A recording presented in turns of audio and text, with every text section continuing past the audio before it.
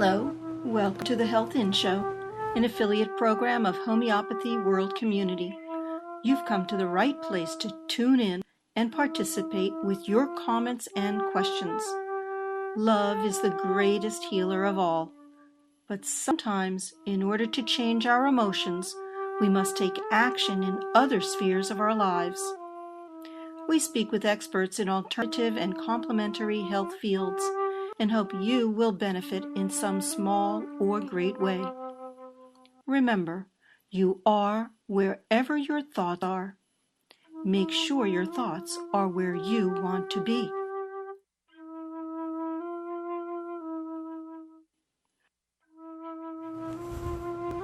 Welcome to the Health In Show. Today is September 23rd, 2013.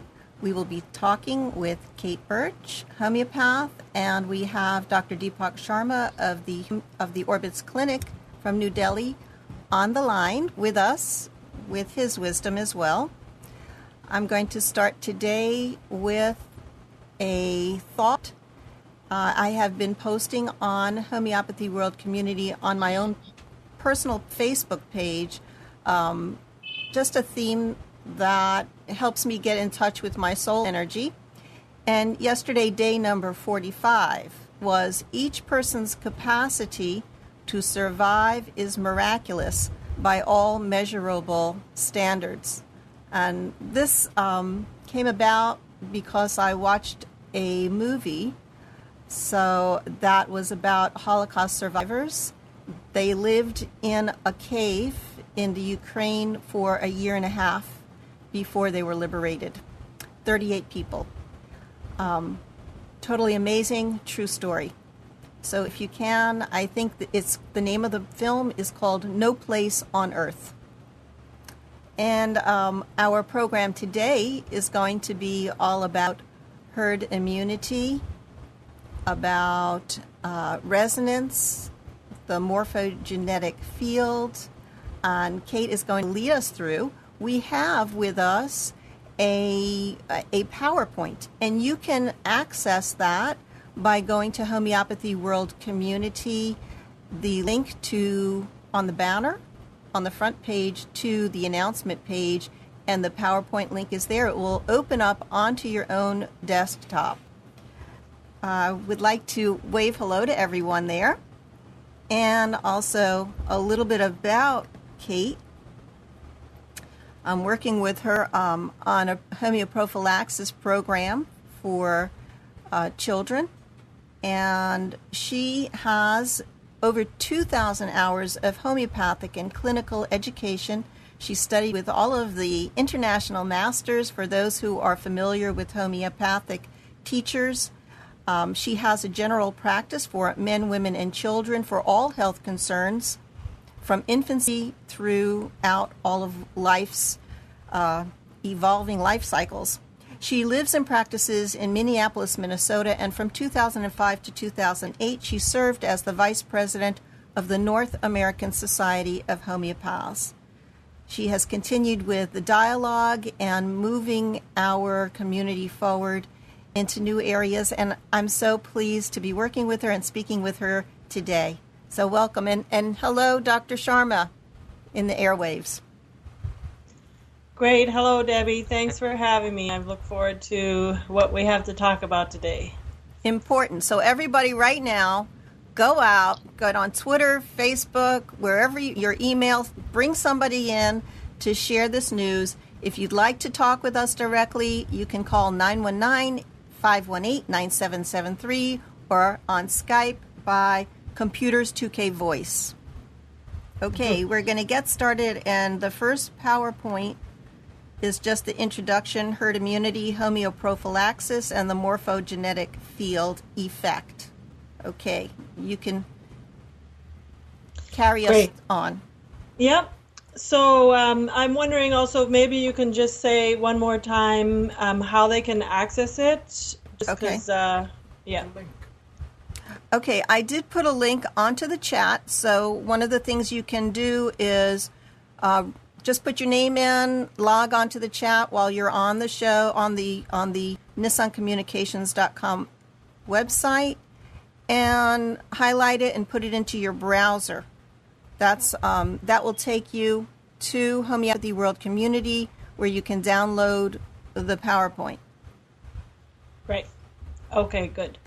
So, well, we've got this huge national debate, international debate taking place regarding vaccinations and not vaccinating and vaccine damage and what to do with all of these things. And I think what's happening, and the debate takes place in families between husbands and wives and between in-laws and their daughters, and it ultimates in health impacts on our children.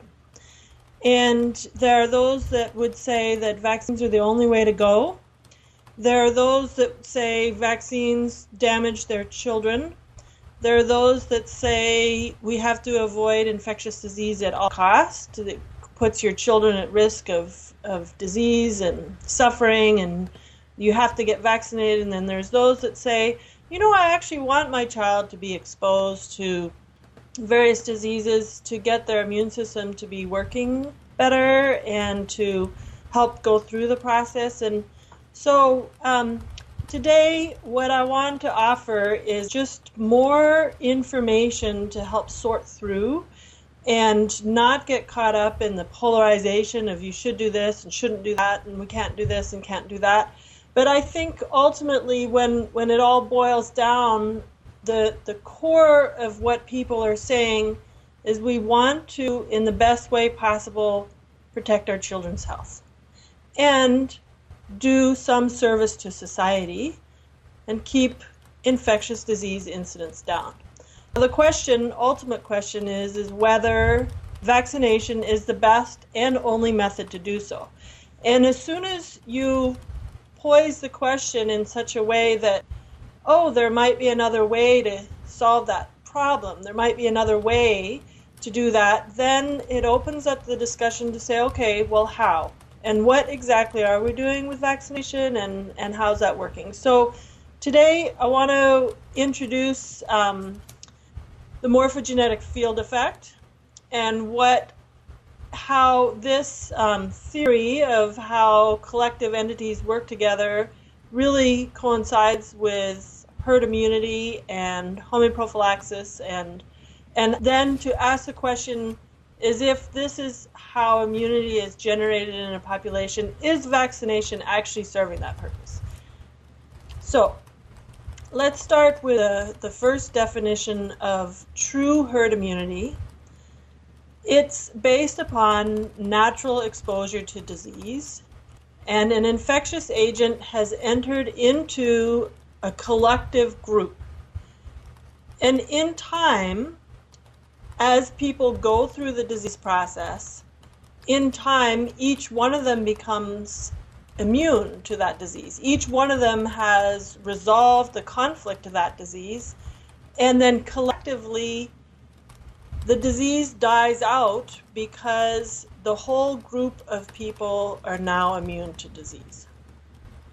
And it works through various levels in the immune system. One is a cell-mediated immunity, which is the general immune system response. And then throughout that process, antibodies are produced. And depending on what kind of disease it is, but particularly with the childhood infectious diseases, there's lifelong immunity is generated. You will always have a continuing level of circulating antibodies, but because you've actually gone through the full disease process, which includes the two arms of the immune system, which is the general immune system and the antibody production, you have true lasting immunity to that disease. So, okay. So if anybody does have comments or questions, so far we're getting all positive. Yes, good. Keep going. Okay, good. So because this effect has been observed, and because of the impetus of scientists saying, okay, well, how can we stimulate immunity? Because the suffering, certainly people suffer, and yes, people can die from infectious disease, and yes, how can we sort of simulate this process of producing immunity in the group so that we're protecting everyone. And historically, there's a method that's called variolation, and it was done when there were smallpox epidemics. And this would be where there would be one individual who would contract the smallpox, and those individuals that were close to that person in the family, in the workplace, and so on and so forth, in the community, would go and scrape open a vesicle of the smallpox and scrape open their skin and artificially introduce the pustule, which has the viral particle, into their own body, and in a way they would simulate an immunological response and develop immunity. But they wouldn't succumb to the disease in the same way that what we call a susceptible person who contracted the disease of their own. And this is one piece that always needs to be brought into any discussion on infectious diseases. It's not always everybody at all time is going to get sick. It's based on the susceptibility of the individual. And there are some people who they just don't have a susceptibility to getting sick, and others do. And if you have a collective epidemic, then you've got a collective group of people that all share a similar susceptibility. And ultimately, when an infectious disease moves into a group and that process of herd immunity, true herd immunity, develops, what's happened is the susceptibility has been fulfilled, or means that there's no longer any susceptibility to that disease. And that is a more general term, as opposed to, yes, everybody now has antibodies to that disease. It's antibodies alone very simplifies the process and doesn't capture this whole idea of what is that susceptibility. So what we have with the method of vaccination is an attempt to produce herd immunity with the production of antibodies. And in the beginning, when they first started making vaccines, I don't even think they knew what antibodies were. But they started studying and noticing that if you inject a disease into an individual that's been attenuated, that you are actually able to produce an immunological response, and then that person was immune to that disease. Over time, immunologists studied more and more what was happening and determined, oh, it's the antibodies that get produced. And so as the method of vaccination has evolved, the science is they're looking at how the immune system works, and they figured out that if you add these adjuvants into the vaccines, we can force antibodies to be produced. And partly they were doing that because there was maybe increased risk from too much antigen in the vaccine. So really how it's gone, the adjuvant started to be introduced in the 1990s, and as they pulled the thimerosal out in 2000, 2001, then they further increased the adjuvants in the vaccines, which forced more of an immunological response to produce antibodies. But with all those adjuvants, with the method of vaccination, you also get the side effect, because it stimulates histamine response of cascading allergic reactions. So, and more than that, with vaccination, is you get a temporary elevation of antibodies that subsides. And so then you need to have subsequent doses of the vaccines to keep that antibody level up. But because the whole immune system has not been engaged in the process, you only get one side of the equation, which is antibodies, nothing about susceptibility has been addressed. Nothing about what that disease, why there is a susceptibility to that disease, and what about the individual, could there be a potential to learn from that disease or anything like that. It's just make antibodies, we've got antibodies, okay, that's immunity. So that's the model that we have. So I'm going to, Debbie, you've had us on the show several times here in the last 2 years, and really I think globally there's been a growing interest in learning, well, what is homeoprophylaxis, and does it actually fit within homeopathy, and how can we, so I'm not going to spend a lot of time, because over the last 2 years we've talked more about homeoprophylaxis, but I do want to talk about it as far as how it's affecting the herd immunity and susceptibility and all that. And we'll come back to it more later in the show, but we can say that by giving, instead of the attenuated pathogen in combination of all the incubation mediums and adjuvants, such as there is in vaccination, we've taken the pathogen and diluted and succussed in a homeopathic preparation in the creation of nosodes, where we just have the pure energetic force of the disease. Okay. Okay. So that. I have a comment here on the chat. Yep. Does every person have unique antibodies? That's a really interesting question. Why can't you produce antibodies in vitro and use that to protect a population instead of having to individually produce antibodies that can make you sick? I'm not sure I understand the second half of that question. I don't understand it completely. I think I understand the second half of the question, Okay. but there's we'll take the first part. Okay. Is if you think about it, each individual's path through life is certainly an individual path. And we fall down, hit our head. We learn to stand upright. We get ourselves in situations that produce a lot of pain and discomfort. We learn to avoid those situations. These are all part of the learning process of the psyche. And the immune system works the same way, is that after birth, upon exposure to the world, the immune system is constantly sorting out, who am I not? What's important to me, what's not important to me? And you can see this happening on a social level, you can see this happening on a physical level, you can see it happening with nutrition. The child is taking in food and the waste products coming out, but the child gleans what's important and discards the rest. Well, it's the same with antigens. Anytime anything is touching the mouth, the immune system, there's markers in the mucous membranes, there's markers in the skin, there's markers in the digestive tract and the lungs that signal, say, what is that? And then they pull it in, look at it. What do I need to do with it? How do I need to get rid of it? And this looking process is part of the general immune system. And it happens without us knowing. It's automatic, like our heart beating, like anything else.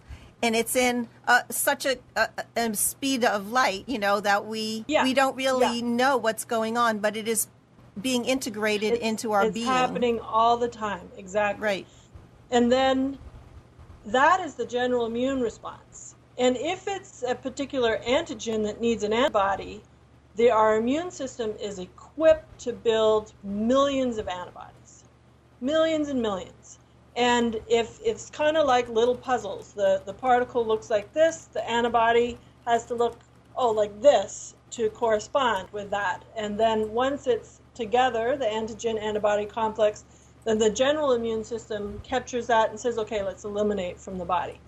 And in that question comes, there is, impetus now. They want to give vaccines to mothers who are pregnant so that the infant can produce antibodies before they're even born. But the immune system doesn't work like that. The immune system during pregnancy, actually, that ability to produce antibodies is suppressed.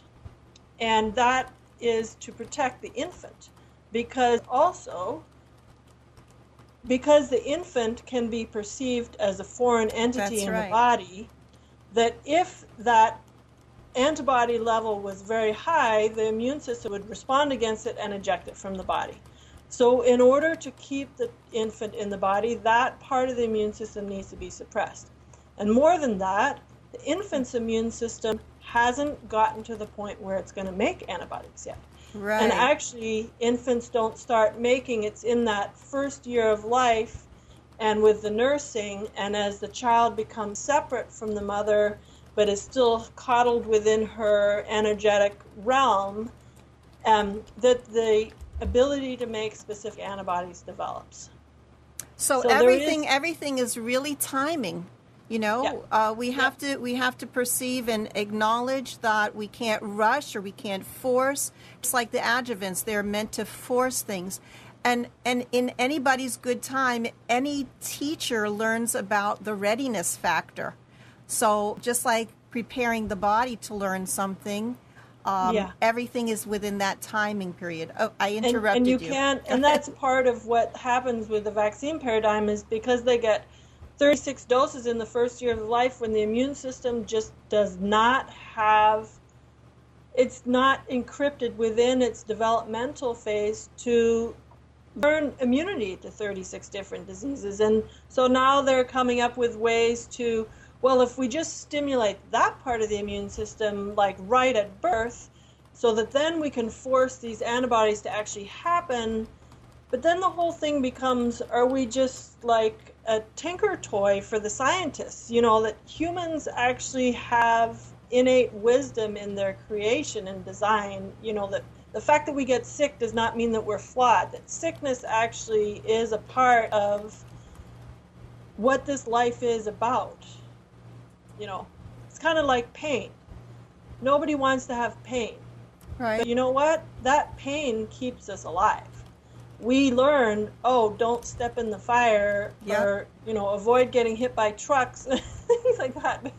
And in fact, the pain helps us to grow and become stronger, because we just like, go ahead. Yeah, if it's given in the right dose. It's Okay. much like, and this is very, very important, and it keys us back into homeoprophylaxis where we went off, is that when pain given in the right dose, you can learn from it and not suffer from it. As opposed to the infectious agent sometimes is too strong. And the suffering that comes with that can actually take an individual's life if it's too much. So through the attenuation process, which was first attempted through vaccination, it's like, yes, we want to weaken the strain of the disease so it's not taking the person's life, because the first rounds of vaccines that they ever did were killing everybody. That's Right. not a very good public health care model. Okay, so what we've done with homeoprophylaxis is, through the dilution, is we still have the information, and it causes a little bit of immunological stimulation, so that there is like a tempering effect. And because it's affecting the whole immune system from the general to the specific, then you get a tempering and a learning without the fallout of the suffering of the disease, like that. So read that lady's question again, because I think there was one last bit at the end. I just want to make sure. Okay, let me get that. That was up top somewhere. Okay, why can't you produce antibodies in vitro and use that to protect a population instead of having to individually produce antibodies that can make you sick? So instead of each of us making our own antibodies, giving antibodies, is that what the question is, do you imagine? Well, I think what she's asking is how can we create a collective immunity? Okay. But with the misconception that all we need is just antibodies, and then we just talked about the fact that the immune system doesn't make antibodies at that time anyway. So Antibodies is an end result of the entire immune system's process and function to eliminate what is foreign. So you're going to talk about that. Well, and then what's the second part of the question? I think that was it. The first part was, does every person have unique antibodies? And which I found very interesting. Like, my antibodies are going to be different from yours or anybody else's. Well, we could say that your library of antibodies is different, okay? But the antibody to measles is going to be the same for you and the same for me and everybody else. But your library, your resource based on what you've been exposed to in life, it's kind of like your, the applications you have on your computer, because you've used those, seen those. That's what the antibodies are like. And like each of us has a completely different set of bacteria, Yep. and we get those from our mother initially, from our parents, and then everything that we touch or come in contact with, we're learning. Yep. Okay. So let's scoot down through this PowerPoint. I just looked Okay. at the time here. Okay, we spent a lot of time on that. So We did. Well, that was a good introduction, right? What slide are you on? So this is the vaccine-induced herd immunity. Okay, slide number 4. Yep. So we've got a little picture here, and it says that this is the model that the vaccine camp is on, that yes, if everybody has, so the red is the sick person, and the blue is the immune, let's see, I need to blow this up a little bit. The healthy non-vaccinated is the blue, the healthy vaccinated is yellow, and the red is a non-vaccinated, sick, contagious person. Okay, so let's actually switch out the term non-immune, because vaccination doesn't always produce immunity, nor does it always produce antibodies. So let's just clarify that myth on that. So if you've got a sick person in an unvaccinated population, the theory is that, lo and behold, everybody in that population, regardless of their susceptibility, is going to contract the disease, which is false. We know that it's based on susceptibility. Okay, so then it says if most get vaccinated, that's the other part of it, then because the sick person isn't going to be infecting anybody, because everybody around has immunity or antibodies through the vaccines, then it's protecting maybe the 1 or 2 people who were too sick who they couldn't get the vaccine or didn't have access to the vaccine. So that's a theory, but we've already talked about the idea that it's based upon susceptibility, and it also fails to address the prerogative of a pathogen which can mutate in a population if the population, like, the purpose of disease is actually to kind of clean up house a little bit. Like, there's this group of people that have a collective susceptibility, and so the diseases come in not to inflict damage, but more to show that this susceptibility exists. And so the learning process of that group is to how can we reduce susceptibility.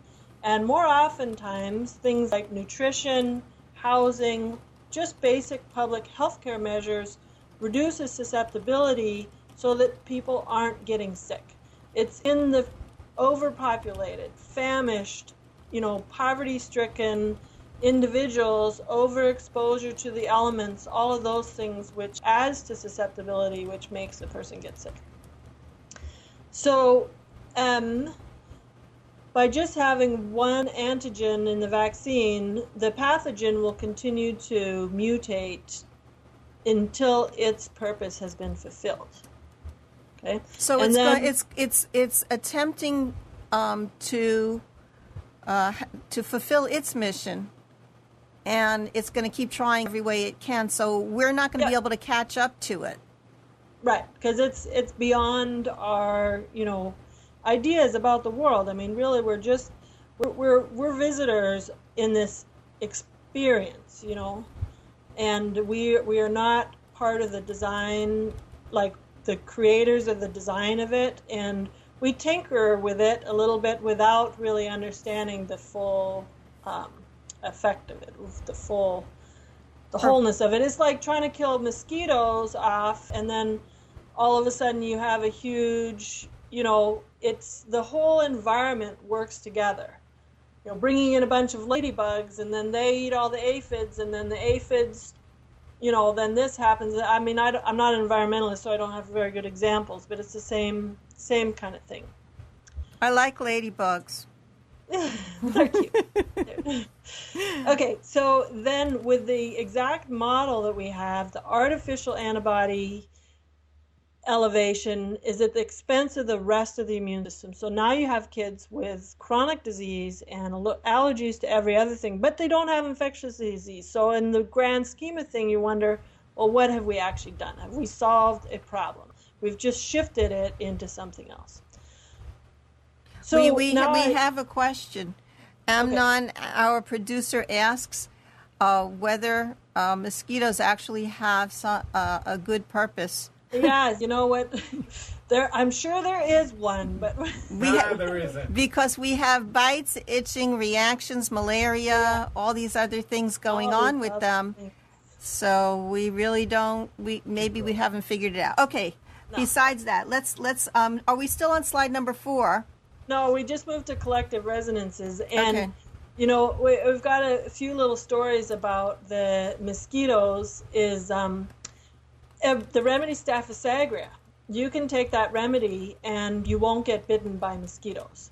So you can be in a group of people and everybody's getting bitten, but the person who's taken Staphysagria, what's happened? There's something that's changed in their force field that makes it so that, you know, because the remedy Staphysagria is all about infestation and being violated and punctured and not, you know, anyway, so that's that there. So something to think about as far as, and was there like an antibody made to the mosquito or, you know, it's not the same way. Okay, so now we're going to talk about collective resonances. And this is within homeopathic thought and how we've begun to understand what's happening with infectious disease as it moves through a population. And that it starts to behave in our homeopathic theory, we have what's called a genus epidemicus, which means that rather than treating each individual separately and trying to find a remedy exactly for them, that when you have a group of people who succumb to the similar disease pattern, then you can find one remedy that will cover everyone. And this comes exactly from Dr. Samuel Hahnemann, the founder of homeopathy and the organon of medicine and chronic diseases. You can read all about it, or you can listen to a year's worth of Blog Talk radio shows and learn. Yeah, keep going. Yeah. Great.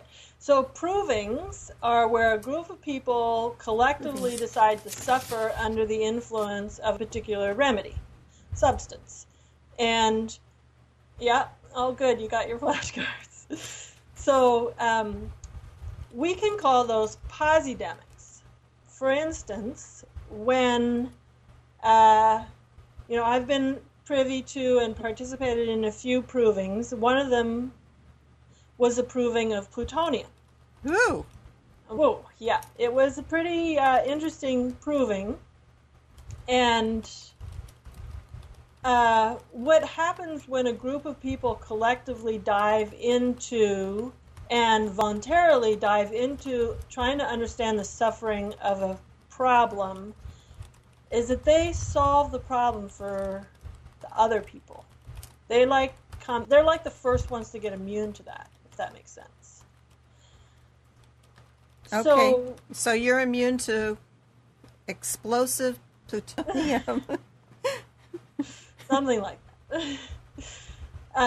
But then we also have like collective thought patterns, and I don't know how many people thought about this, but when Harry Potter came out, you know, how many people read that book all within a short amount of time? What was the effect of, you know, 6 million people around the world reading the same book about magic, about the underworld, about slaying your own dragons, about all these different things? You know, I'm sure it did something to us. We have a collective understanding. We could look at each other and go, oh, it's a Horcrux. We know what that means, you know. It's the same as religiousness, or we call religiosity. But if you have a group of people that have a certain view on life, they all start behaving in a certain way, and they all see the world through a particular lens, and it produces a collective resonance about life. Right. So just that sort of lays the ground for beginning to understand the morphogenetic field effect and resonance. All living organisms operate within a field of relativity. All organisms. Repeat that. All organisms operate within a field of relativity. Okay. This is all cells operate in a field of relativity. All families operate within a field of relativity. All cultures, races, and these fields are responsive to and affected by other energetic and biochemic stimuli. So that's the basis of the morphogenetic field effect. And it can be said too, like each organ system within the individual exists within its own field. That's what the Chinese system in medicine, where they talk about the liver meridian, that yes, it governs liver energy. Or a better example maybe is the gallbladder meridian, because oftentimes people get their gallbladder taken out. But you know what? The meridian is still there. Right. And that energy of the gallbladder, what the gallbladder does, the functions are still held within the body despite the fact that the gallbladder is removed. The same is true is that if you have dysfunction in the meridian system, let's go back to the liver, and you get a liver transplant, and you get a brand new liver, unless the dysfunction changes in that energy system, the new liver is going to become corrupted to become just as diseased as the old one is, because the liver is the end result of the energetic phenomena, that what's happening on the tissues. Yeah, maybe people would recognize when a limb is removed, and that the person still feels all of the nerves, as if the sensations. And then there are ways of tricking the body through reflection and mirror images. Yeah. Okay. This is really fascinating. It's and we're living in a very different world because we don't have to send pigeon messages and horse and buggy. We're instantaneously around the world. I'm talking to Dr. Sharma here, and we are all, the entire population, with smartphones and the internet. We're all watching the same incident simultaneously. So this resonance effect is a global consciousness. So get to it. Tell us more about what's happening. Okay, so a few more examples. You could take heart cells, because hearts, after they're pulled out of the body, they continue to beat, right? Right. You could take heart cells from this person, that person, that person, put them in a petri dish. They'll all be beating first at their own rhythm. Right. And then slowly they will actually migrate towards each other, and then they start beating in unison. That they have within them this field that will want to create resonance and want to create this collective thing. Same as you take pole beans, that they, in their own time, they go in a clockwise fashion. And so that's why when you put a pole there, the bean will go up like that. So if you have your beans in little dishes in different parts of the house, you can clock them and you'll see that they'll be pointing in different directions. But if you put them all together, that they will sync up and start going at the same rhythm.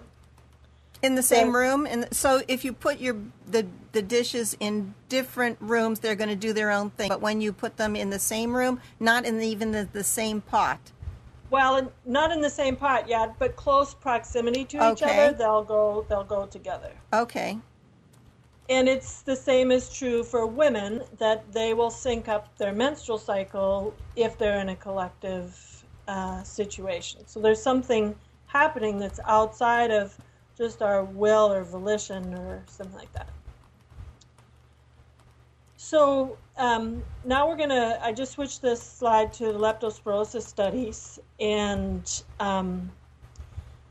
what we saw with the work of Dr. Gustavo Brajo in Cuba was that when they gave the leptospirosis nosode to the residents of Holguin and Las Tunas, and they had already, the chart here shows they have a predictive incidence and real incidence. And reading the bottom of the chart, the black line, solid black line, is IR.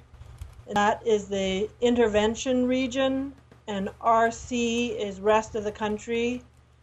And so then the dotted black line is the predictive incidence in the intervention region. And you will see from this chart that every year there is a seasonal increase of leptospirosis incidence. And particularly in the treated region, there was a much higher incidence of leptospirosis. This is prior to treatment. So then there was treatment, and the following year, they had expected the incidence to go quite high, but rather it was reduced down to much less. And in the year after, there was virtually no cases. Now, this is interesting also to note that in the surrounding provinces, the same year where there was a reduction of incidence in the treated area, there was an elevated incidence in the surrounding area. And at the time, it was thinking, well, maybe it had to do with, just that was going to be a really bad year, something like that. But I'm going to come back to that. Okay, say that again, just to clarify so I understand. So you're saying that during the year of treatment, when after they were predicting it was going to rise, it was going to be a higher incidence. But that year they treated, in that particular region, the incidence went down. And then in the surrounding area, it went up? Yes. Okay, so the prediction was correct for the surrounding area, but they saw a good response through homeoprophylaxis in the treated area. In the treated area. Okay. Yeah. But there's something about that, what's happened in the surrounding area, why the incidence has gone up.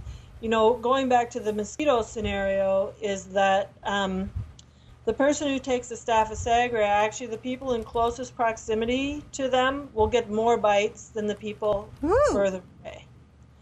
So something's happening about that. So we're going to go to our next slide. And this is a little bit more, and this work has not yet been published, but Dr. Gustavo Bracco did present it at the Homeopathic Research Conference in Barcelona this June. And so they continue to do research with the leptospirosis on mice. And there's 3 different groups here, A, B, and C. The first were with group A, no preventative measures whatsoever. They were all injected with leptospirosis, and there was a 100% fatality rate. Okay, so then they took group B and firstly vaccinated with Vaxpiral prior to injection, and 100% survived, and 100% produced antibodies. So then group C, they did homeoprophylaxis with Nozolep, which had an 80% survival rate, but 0% produced antibodies. So this starts to ask the question is, what kind of immunity is there without antibody production? And we've been led to believe that antibodies are the gold standard, and certainly vaccines are designed to force antibody production. But homeoprophylaxis was able to offer immunity without the production of antibodies. And what the preliminary theories are, which I believe is confirmed laboratorily, and why homeoprophylaxis can work in infants when they can't even make antibodies, is that there's HP stimulates a cell-mediated immune response rather than antibody production.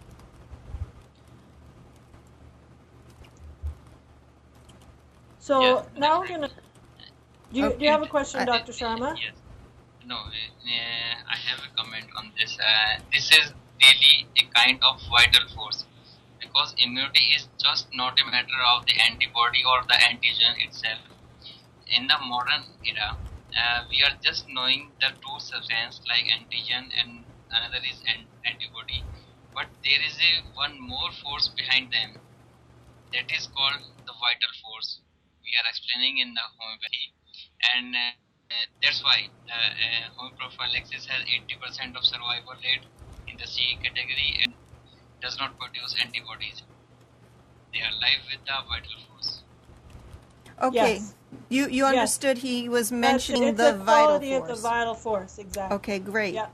Maybe you want to explain a little bit more to the listeners who are new to this.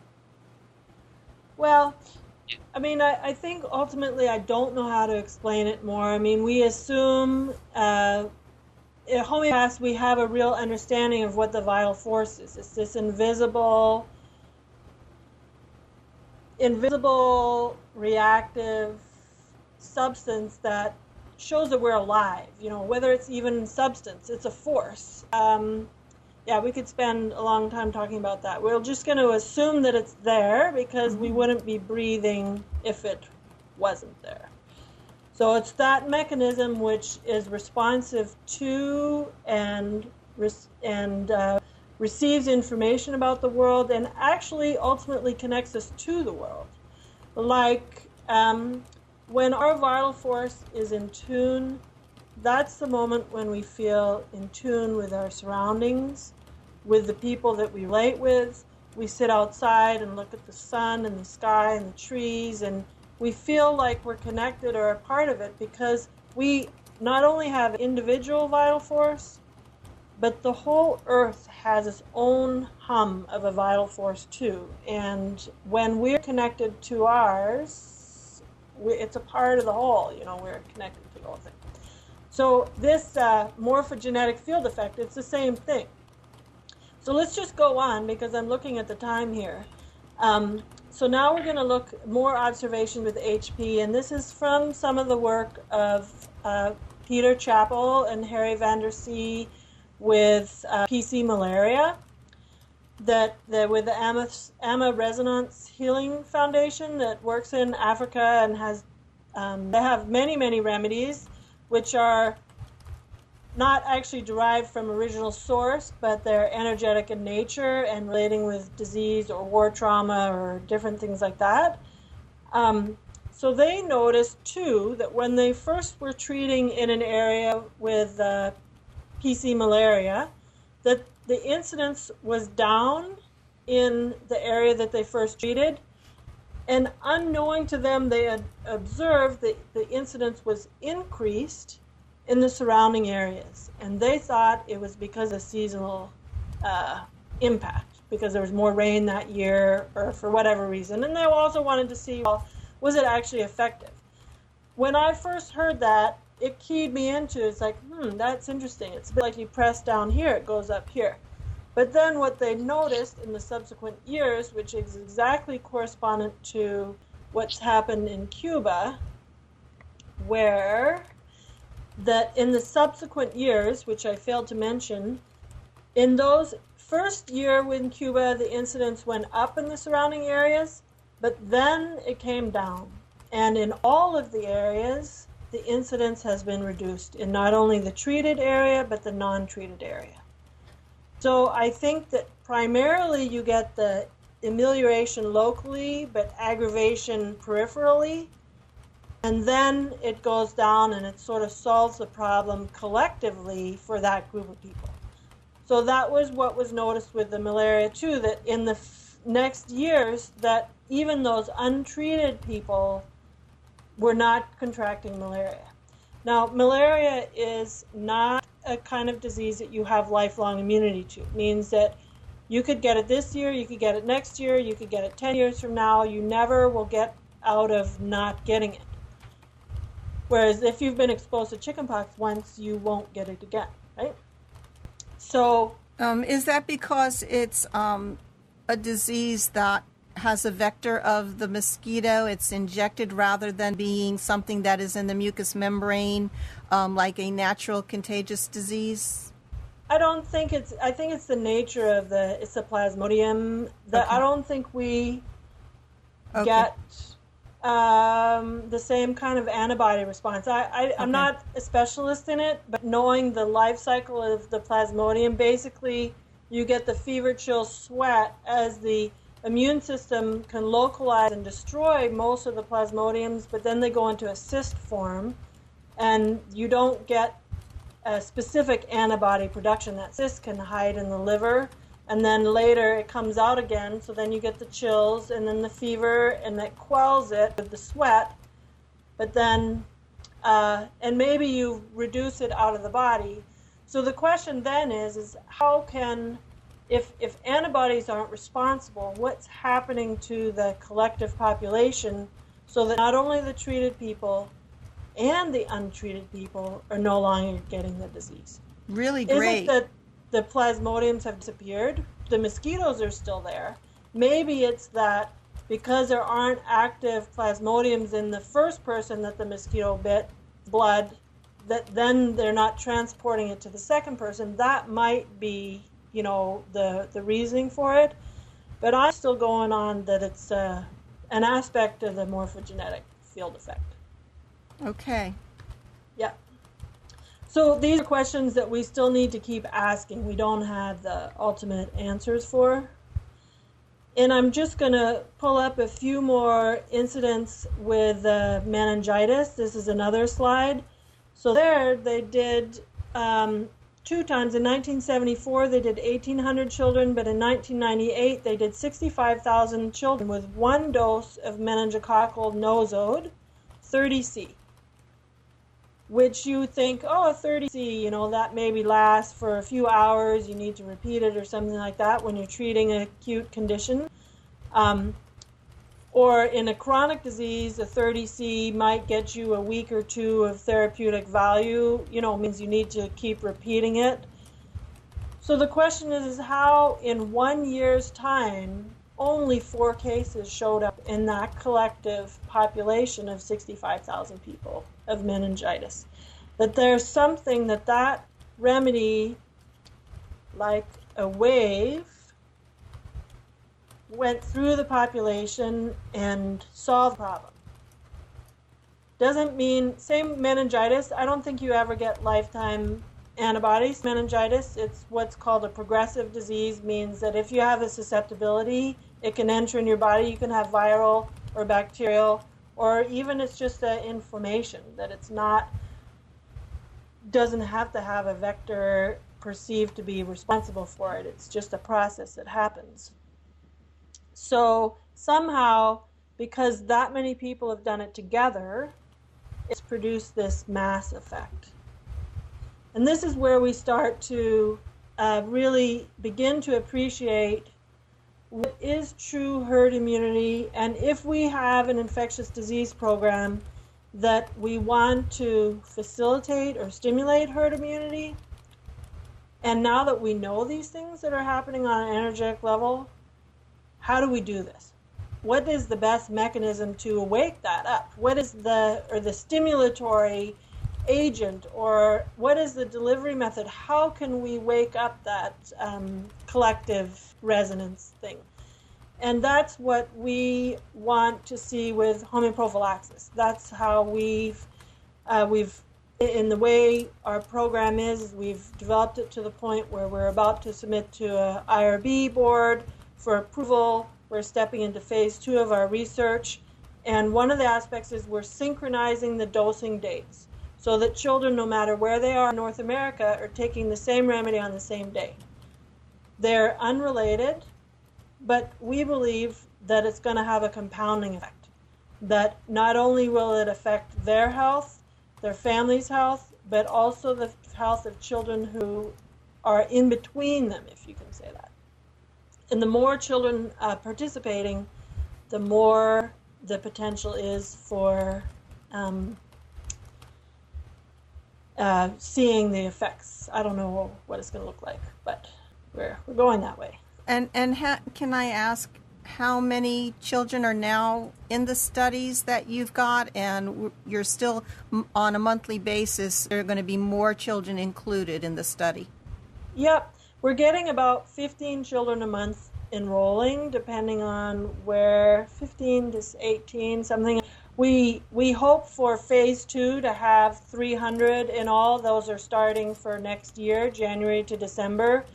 And that's going to be our definitive population. And we've been really doing this for 4 years, and slowly, like the first year, we got 10 people to sign up and more. We have about 300. By the end of the year, we should have about 350 people of our phase 1 group, or children. And then as we move in and coordinate everything down, and, you know, it's the same thing that's happening even with homeoprophylaxis. So, you know, we started talking about it a few years ago. We certainly got a lot of aggravation. We had our core group that were the believers, right? And then we had our aggravation in the homeopathic community saying, this is not homeopathy, we can't do this, you know, blah, blah, blah. And now, slowly, we've surpassed that, and there's a growing consciousness. And parents, I asked them, so what made you decide to call? She says, oh, just like a thought dropped in my head that I should look for some kind of alternative to vaccination. So we're affecting thoughts. We're affecting a collective. We're affecting where do these thoughts come from that just drop into people's heads? Somebody's got to start thinking it somewhere. And first they're outcasts, and then they're embraced, and then the whole world changes. And that's what we're hoping to do. Right. And so we're in this process where enough people are talking about it. I mean, I'm on the Facebook pages about the vaccinations, and we have a lot of negative talking. We need to enter into this positive talk that shows the potential for actually educating the immune system in a very gentle way, with the concern of susceptibility in place rather than just force. Right. Yeah, and the whole method of doing it against people's will and regulating and punitive and punishment, and it's really not the kind of world that I want to live in. And there's enough diseases that get forced out of that whole mechanism that there's another way to go. And I think if we keep focusing on the other way, the conflict, because it can become very polarized between people, and, you know, we just try to pass out of that.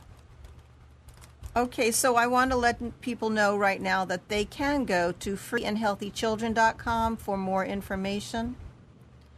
That's Free and Healthy Children International. Is our Minnesota nonprofit that's overseeing the research and overseeing our supervision, training of our supervisors. And then where the public need to go to learn more about the program is vaccinefree.wordpress.com. And that has an overview of the program, how to access HP Supervisor.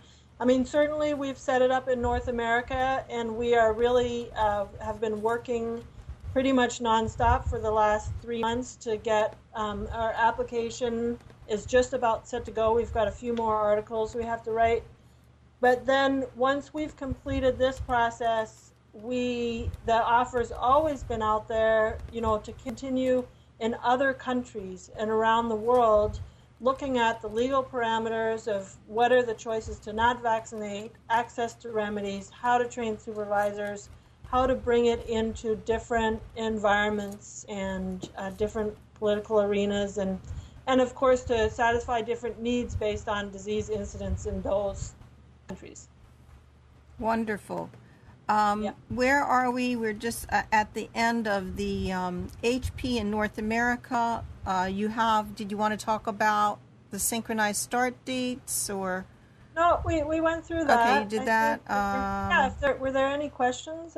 Okay, so we covered the full hour beautifully, and I think that we entertained quite a few comments and questions. If anyone does have a question right now, we're at the end of our hour. 919-518-9773.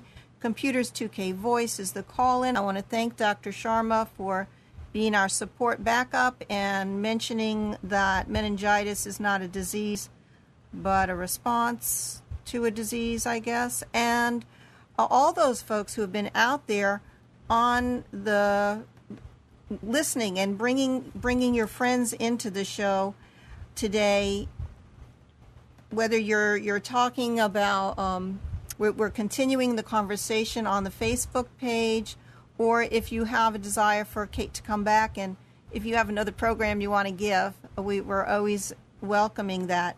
Next week on Monday, we have Linnea Hahn, who is an expert in full spectrum lighting and the benefits of all the waves of the sunlight and how that impacts our health. And in the past, people used to worship the sun, and there was probably very good reason for it. The planet won't survive without the sun. Kate's looking up at the through her window at the light, and you know how good it feels. And that kind of reminds me about the movie that I told you, No Place on Earth, where the 38 people from age 2 to age 76 were living underground in this grotto, in this cave that was 70 miles long in Ukraine. When one of the children came out, she said, "I forgot that we even had a sun." And you can imagine the how it could impact you. It kind of reminds you also about Plato's cave and not really knowing reality from unreality. We are dependent upon the sun. So next week at 11 a.m. and on Thursday, Blog Talk Radio, Alan Phillips and I will be we're there all the time, Thursday at 1 o'clock, talking about vaccinations and your rights in the United States. What are the legal implications, and how is the government trying to remove your rights today to have a choice and a say? And this is part of our fight, part of what we're working toward, free and healthy children and health freedom. Thank you, Amnon, so much. You're welcome. Very, very awesome show. And thanks, Debbie. Thank you, Kate. Thank you, Scylla, out there. I know she was in the chat. Thank you, Dr. Sharma. Do you have anything that you want to say? Dr. Sharma, maybe he went to... he's gone? Okay. All right. We love you, everyone. Send waves of awareness, lots of love, and that will heal the world. Yeah.